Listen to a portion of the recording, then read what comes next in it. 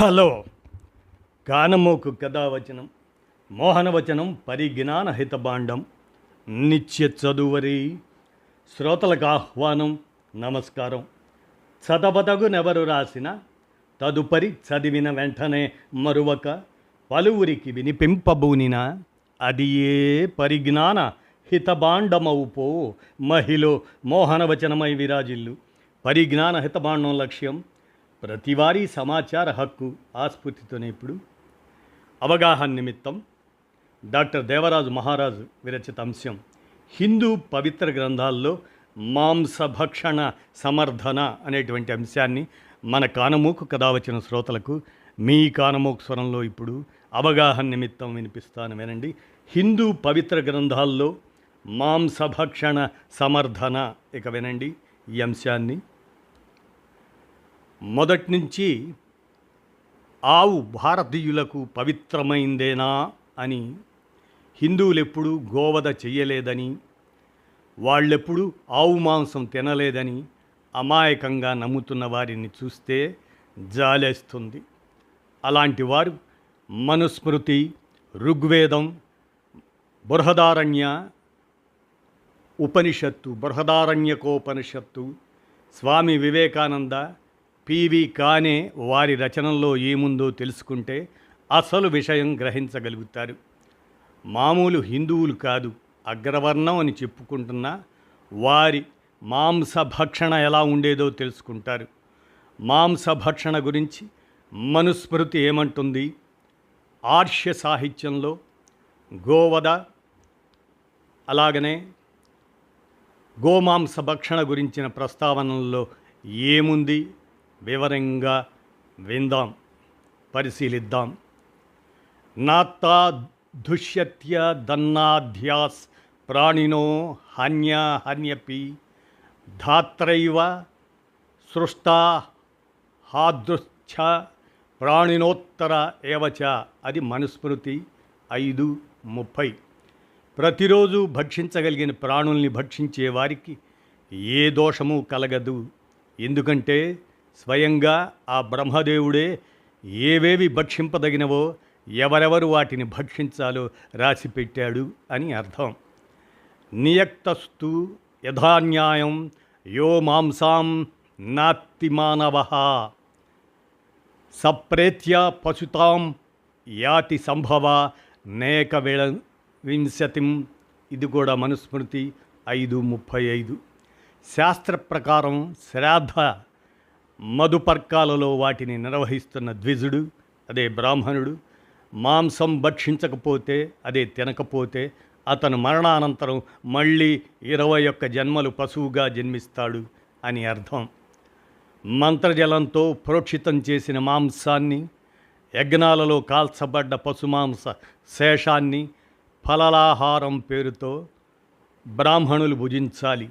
పశుమాంస శేషం అంటే కాల్చిన మాంసపు ముద్దలు, అంటే కబాబుల వంటివి అని అర్థం.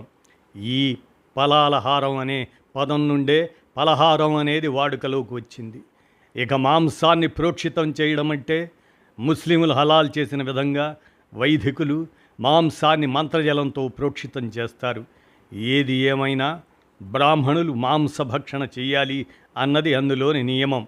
అలాగే దేవతలకు, పితరులకు సమర్పించి మిగిలిన మాంసం తింటే మాంసభక్షణ దోషం ఉండదు. ఇది 5:32 దానిలో చెప్పబడినటువంటి భావన. అది దేవతలు కానీ, చనిపోయిన పితరులు కానీ వచ్చి మాంసభక్షణ చేసిపోయినట్లు రుజువు లేదు. ఇకపోతే మరొక చోట 5:56లో చెప్పినట్టు ఇదంతా కూడా మనకి మనుధర్మశాస్త్రంలోనే పేర్కొనబడినటువంటి అంశమే. ఇక అలాగా దేవతలకు, పితరులకు సమర్పించిన మిగిలిన మాంసం తింటే మాంసభక్షణ దోషం ఉండదని, విధిచే విధించబడ్డ మద్యపాన, మైథున, మాంసభక్షణల వంటి విషయాల్లో బ్రాహ్మణాది వర్గాలకు వారి వారి యోగ్యతను అనుసరించి వ్యవహరించడం దోషం ఏమాత్రం కాదు అని ఉంది. అయితే అందుకు భిన్నమైన అభిప్రాయం కూడా అందులోనే మరో చోట ఇలా ఉంది: ప్రాణులను చంపకపోతే మాంసం లభించదు, మాంసభక్షణ మానేయాలనుకుంటే ప్రాణులను చంపకుండా ఉండాలి. అది 5-48లో చెప్పారు మనుధర్మంలో. బహుశా ఈ సూచన అప్పుడు విస్తృతంగా ప్రచారంలోకి వస్తున్న బౌద్ధ ధర్మ అహింసా సిద్ధాంతపు ప్రభావం వల్ల వచ్చి ఉంటుంది. ఈ విషయాన్నే ప్రసిద్ధ చరిత్రకారులు నిర్ధారించారు. కాలక్రమంలో శాకాహారం తీసుకోవటం ఉత్తమమైందని, అదొక గొప్ప సుగుణమని పురోహిత వర్గం ప్రచారం ప్రారంభించింది. మాంసాహారం నీచమైందని, అది తినేవారు మ్లేచ్ఛులని అన్నారు. మ్లేచ్ఛ పదాన్ని మొదట్లో బౌద్ధాయనుడు ఇలా నిర్వచించాడు: గోమాంస ఖాదకోయస్తు విరుద్ధం బహుభాషతే సర్వాచార విహీనశ్చ మ్లేచ్ఛ ఇత్యాభీయంతే అని లోతుగా పరిశీలిస్తే అర్థం చేసుకుంటే తెలిసేదేమంటే, ఒకప్పటి మాంసాహారులే ఇప్పుడు శుద్ధ శాకాహారులుగా మనకి కనిపిస్తున్నారు. ఈ విధమైనటువంటి ఈ తేడాని మనం గమనించాలి. ఇలా ఒకప్పటి మాంసాహారులే ఇప్పుడు శుద్ధ శాకాహారులుగా చలామణి అవుతున్నారు. పైగా మాంసాహారం నీచమైంది అన్న భావంతోనే వీరు దానికి నీచు అని నామకరణం చేశారు. అపస్తంభ గృహ్య సూత్రాల్లో మాంసాహారం గూర్చి మరికొన్ని వివరాలు ఉన్నాయి. ఎవరైనా అతిథులు ఇంటికొచ్చినప్పుడు పితరులకు వారికి కావలసినటువంటి వంటకాలుగా వీటిని మాంసాహారాన్ని ఇలా ముఖ్యమైన 3 సందర్భాల్లో ఎవరైనా అతిథులు ఇంటికొచ్చినప్పుడు, పితరులను అష్టక బలి సమర్పించే సమయంలో, లేదా వివాహ వేడుకలప్పుడు, ఇలా ముఖ్యమైన 3 సందర్భాల్లో గోవును చంపి నిరభ్యంతరంగా వండి వడ్డించవచ్చని అపస్తంభ గృహ్య సూత్రాల్లో 1, 3 నుంచి 9 వరకు రాసుకున్నారు. శతపథ బ్రాహ్మణంలోని 3వ కాండం 1వ అధ్యాయం 2వ బ్రాహ్మణంలోని 21వ మంత్రంలో యజ్ఞవల్క్యుడు, నేను బాగా బలిసిన ఆవు మాంసాన్ని తినడానికి ఇష్టపడతాను, అయితే అది లేతగా మృదువుగా ఉండాలి అని అన్నాడు. రాజ్ఞే వా బ్రాహ్మణాయ వా మహోక్షం వా మహాజం వా పచేత్తా దహమానుషం. యజ్ఞం చేస్తున్న సందర్భంలో అతిథులుగా రాజు వచ్చినా బ్రాహ్మణుడు వచ్చినా వారికి యజ్ఞ నిర్వాహకుడు సోమరసాన్ని ఇవ్వాలి, ఎద్దు మాంసాన్ని అలాగే మేక మాంసాన్ని వండించి పెట్టాలి అని తన శతపథ బ్రాహ్మణంలో 3వ కాండం 4వ అధ్యాయం 1 బ్రాహ్మణంలోని 2వ మంత్రంలో ఉంది. ఆవుకు పవిత్రత ఆపాదించబడుతున్న కొద్దీ క్రమంగా అతిథి సత్కారాలలో గోమాంసానికి బదులుగా ఎద్దు మాంసం వినియోగించాలని మార్చి రాసుకున్న విషయం ఇక్కడ గమనించవచ్చు. ఋగ్వేదంలో అక్కడక్కడ ఆవుకు పవిత్రత ఆపాదించబడింది. దాన్ని అతిథి అని, దేవత అని సంబోధించేవారు. పైగా ఆవును అగ్నియా అని అన్నారు. అగ్నియా అంటే చంపకూడనిది అని అర్థం. చంపకూడనిదన్న విశేషణంతో దాని స్థాయి పెంచారు. కాలం గడిచిన కొద్దీ అధర్వణ వేదం కాలం నాటికి ఆవును పవిత్రమైన జంతువుగా పూజించాలన్న ఆలోచన పూర్తిగా స్థిరపడింది. అంతకు ముందున్న ఆవు మాంసం స్థానంలో ఇతర జంతువుల మాంసాన్ని చేర్చుకున్నారు.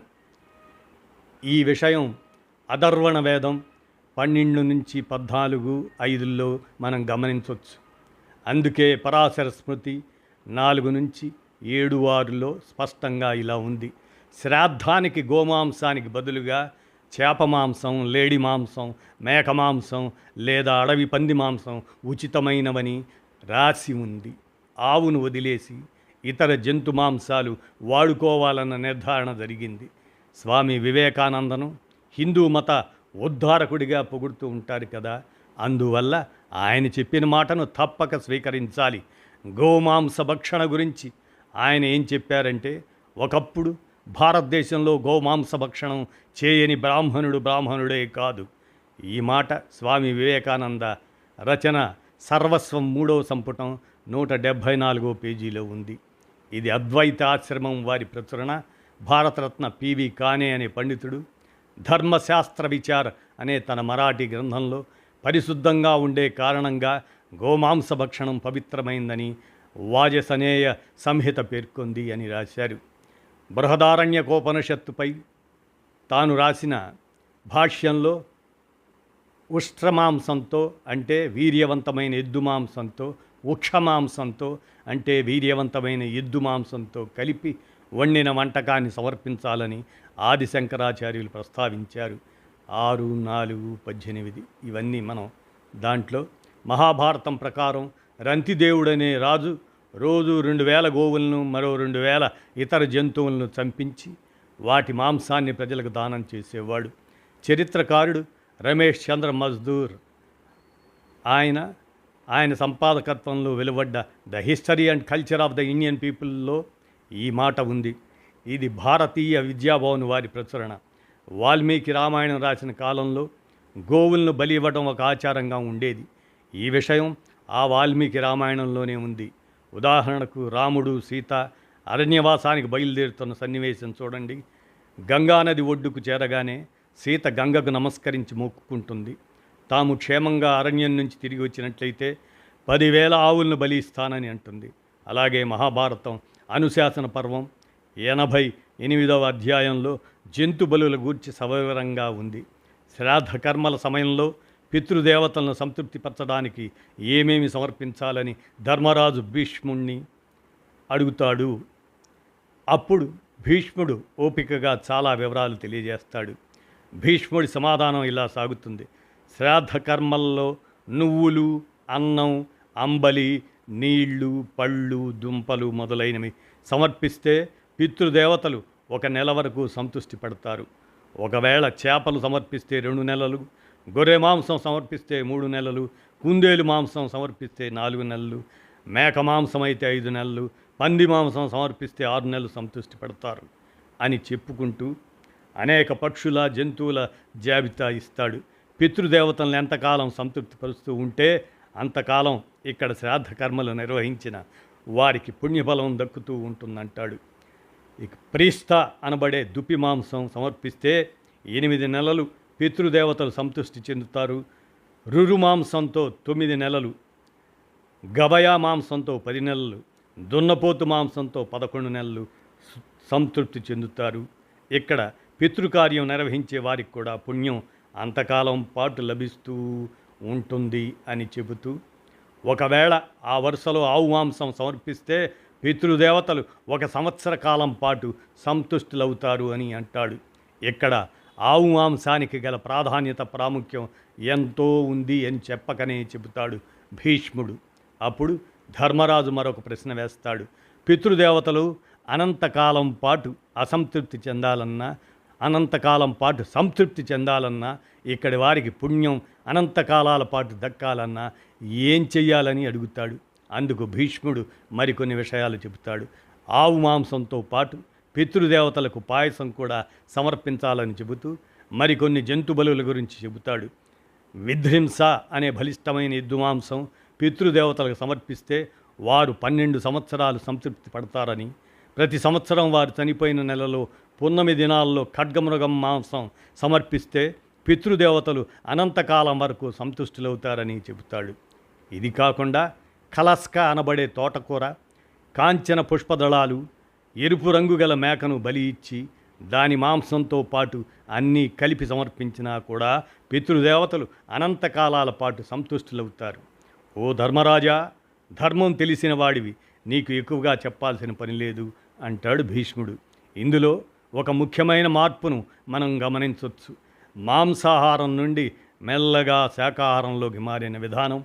పశుపాలకులు, పశుపోషకులు అయినటువంటి ఆర్యులు కాలక్రమంలో వ్యవసాయం చేయటంపై దృష్టి పెట్టడం వల్ల ఆవుకు గౌరవమైన స్థానం ఇవ్వడం జరిగింది.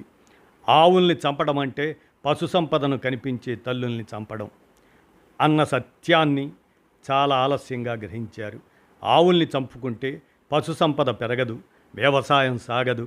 అవసరాల రీత్యా ఆవుకు ప్రత్యేకమైన గౌరవ స్థానం, తల్లి స్థానం కాలక్రమంలో ఒక క్రమ పరిణామంలో భాగంగా ఏర్పడింది. అసలు విషయాలు పక్కకు పెట్టి హిందుత్వ అతివాదులు తమ రాజకీయాల్ని గోవు చుట్టూ తిప్పుతున్నారని ఈ దేశ ప్రజలు గ్రహిస్తున్నారు. కాబట్టి ఇంకా వారి ఆటలు సాగవు అంటూ సుప్రసిద్ధ సాహితీవేత్త, విశ్రాంత బయాలజీ ప్రొఫెసర్ డాక్టర్ దేవరాజు మహారాజు ఆయన విరచించి అందజేసిన ఈ అంశం హిందూ పవిత్ర గ్రంథాల్లో మాంసభక్షణ సమర్థన అనేటువంటి అంశాన్ని మన కానమోకు కథావచన శ్రోతలకు మీ కానమోకు స్వరంలో వినిపించాను. విన్నారుగా, ధన్యవాదాలు.